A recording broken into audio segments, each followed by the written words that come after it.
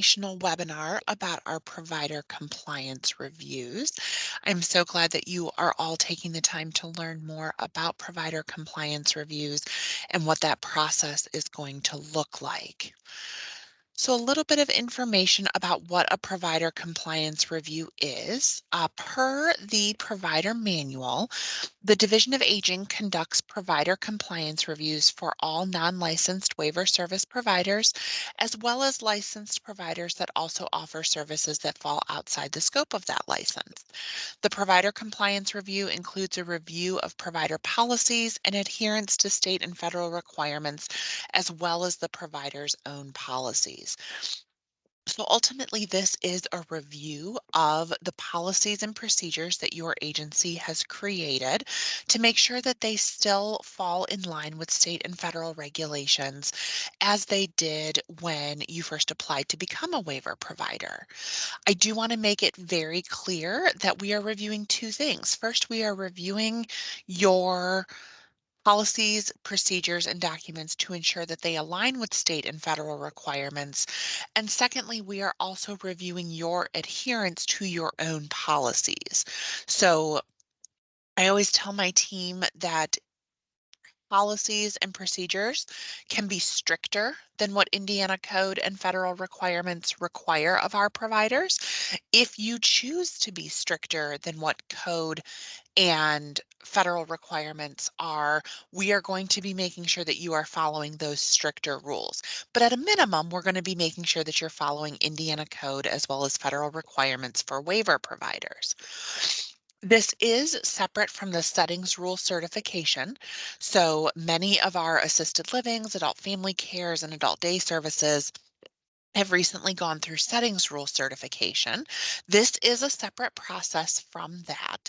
This is also separate from the Office of Medicaid Policy and Planning and IHCP 5-year renewal. So some of you have been in the process of doing the OMPP IHCP 5-year renewal. This is separate. You have to be certified through the Division of Aging as well as through Medicaid. So just wanting to make sure that we all understand that this is separate from those two policies, and this is going to be required of all providers who became providers in the year 2020 or earlier. Um, this happens every 3 years, but because of the public health emergency, we have not done this in 3 years, which means all providers who are more than 3 years old in terms of Division of Aging services need to go through a provider compliance review process. A PCR is really a document review. We're going to be looking at your policies and procedures. We're going to be looking at background checks, TB tests, CPR certifications, things of that nature. So it'll be a desk review. We are not coming out to visit you. This is not a financial audit. This is just making sure that your policies and procedures adhere to federal guidelines and that you are following those policies and procedures that you have written. As I mentioned, PCRs are required every 3 years, but were paused during the COVID public health emergency or PHE. So all providers certified in the year 2020 and earlier are due for a PCR this year. We are going to require a very quick turnaround for all providers due to the number of reviews and the need for the state to bring all providers into compliance. So this is a federal requirement from CMS passed down through the state to conduct these PCRs every 3 years. As you can imagine, we have a lot of providers. There's a lot of you who became providers in the year 2020 or earlier, and we need to bring all of us into compliance. It's something like 1,100 providers who this applies to. I'm going to show the timeline here in just a minute, but as I mentioned, it is a very quick turnaround. Now, the good news for you is that hopefully this isn't a very heavy lift. All of these policies and procedures should be things that are already completed, that you already have in hand, and it's just providing them to our team for audit and review. We will consider possible extensions to the timelines on extenuating case-by-case bases. This is not going to be something that we everybody gets an extension because it's taking you a while to write a policy. Again, these policies should already be written and in existence with your agency. Um, Who must complete a PCR? PCRs must be completed by all providers, whether they are licensed by DOH, Department of Health, or not. And this is due to the difference between the licensing requirements and the provider requirements. It's one thing to be a Department of Health licensed care provider.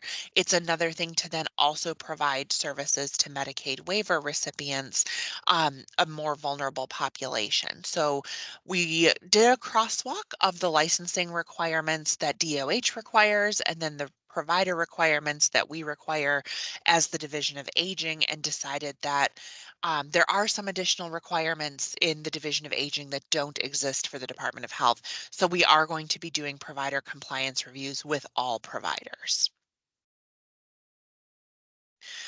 The process and timeline is going to look as follows. We will send an announcement letter and blank staff roster to you as a provider agency from one of my team, one of my processors. This will come via the email that we have in CAMS. So if you have any question in your mind that the email address that's in CAMS is the correct one, please reach out as soon as possible and let us know so that we can, make sure that the email address is the correct one. This letter will consist of the introduction to the process, the link to this webinar, and an overview of the timeline. You will need to complete the staff roster within 5 business days and return it to the processor. The processor will then send the document checklist within 5 business days of the receipt of the completed staff roster. The provider, you, then send in the required documents listed on the checklist within 10 business days. The processor will review all the documents for compliance and issue a findings or concerns letter. This is going to be the most variable time frame of this entire project. Obviously, it takes time to review all of the documents, and it takes some time to create that findings and concerns letter.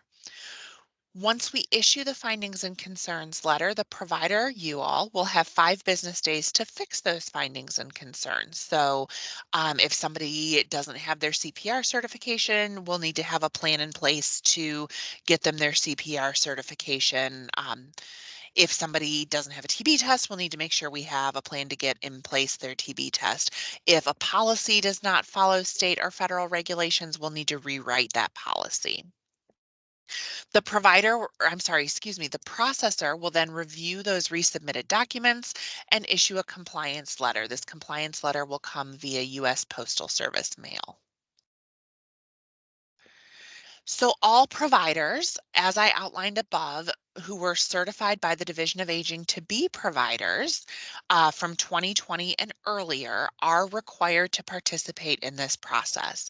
And failure to respond to our processors' emails and requests for information could result in corrective action plans up to and including the termination of your ability to bill for Medicaid services.